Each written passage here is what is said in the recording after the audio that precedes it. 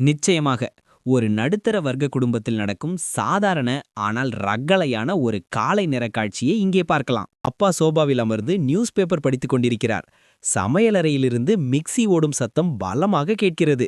அப்பா சத்தமாக, லக்ஷ்மி, அந்த மிக்ஸியை கொஞ்சம் நிறுத்துமா? உலகத்துல என்ன நடக்குதுன்னே தெரியல, நியூஸ் வாசிக்க முடியல. அம்மா சமையலறையிலிருந்து கத்திக்கொண்டே, உலகத்துல என்ன நடக்குதுன்னு தெரிஞ்சு நீங்க என்ன பண்ண போறீங்க? முதல்ல இன்னைக்கு என்ன கிழமைன்னு தெரியுமா? அப்பா, இன்னைக்கு ஞாயிற்றுக்கிழமை தானே, நிம்மதியா பேப்பர் படிக்க விடு. அம்மா வெளியே வந்து, இன்னைக்கு திங்கக்கிழமை, நேத்து லீவ்ல நீங்க தூங்குனதுல உங்களுக்கு ஒரு நாள் எக்ஸ்ட்ரா போனது தெரியலையா? சீக்கிரம் ரெடியாகுங்க, ஆபீஸ்க்கு நேரமாச்சு. திவ்யா அவசரமாக உள்ளே வருகிறாள். அம்மா, என் ஸ்கூட்டி சாவி எங்க? நேத்து சோபா மேல தானே வச்சேன்.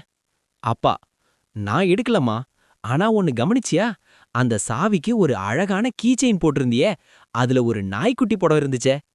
அப்பா, இப்ப அந்த நாய்க்குட்டி ரிசர்ச் முக்கியமா?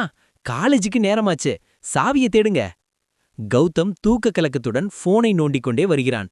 அம்மா, பசிக்குது, டிஃபன் என்ன? அம்மா கோபமாக, டிஃபன் வேணுமா? மணி 9 ஆகுது, இப்பதான் கண்ணு விழிக்குதா? போ, போய் அந்த பரன் மேல இருக்கிற மிக்ஸி ஜாரை எடுத்துட்டு வா. கௌதம், அதான் இப்போ ஒன்னு ஓடுதே, அப்புறம் எதுக்கு இன்னொன்னு? அம்மா, அது சட்னிக்கு, இது மாவு அரைக்க, போடா. கௌதம், அப்பா, இவங்க ஏதோ மிஷன் இம்பாசிபிள் படம் ரேஞ்சுக்கு வேலை வாங்குறாங்கப்பா. அப்பா, தம்பி, நான் 25 வருஷமா இந்த மிஷன்ல தான் இருக்கேன், இன்னும் கேம் ஓவர் ஆகல, பேசாம போய் ஜாரை எடுத்துட்டு வா. திவ்யா கத்திக்கொண்டே, கிடைச்சிருச்சே, சாவி அப்பா உட்காண்டிருக்கிற சோபா இடுக்குல இருக்கு. அப்பா, கொஞ்சம் எழுந்திரீங்க. அப்பா எழுந்திருக்கும்போது பேப்பர் கிழிகிறது. ஐயோ, என் பேப்பர், இன்னும் ஸ்போர்ட்ஸ் பேஜ் கூட படிக்கலையே.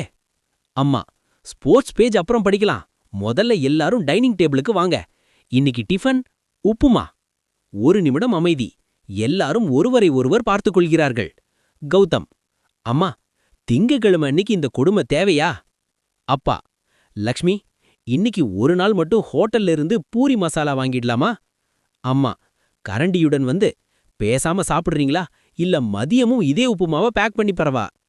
அப்பா, கௌதம் ஒரே குரலில், இல்லம்மா, இல்ல லக்ஷ்மி, உப்புமா தான் உடம்புக்கு ரொம்ப நல்லது.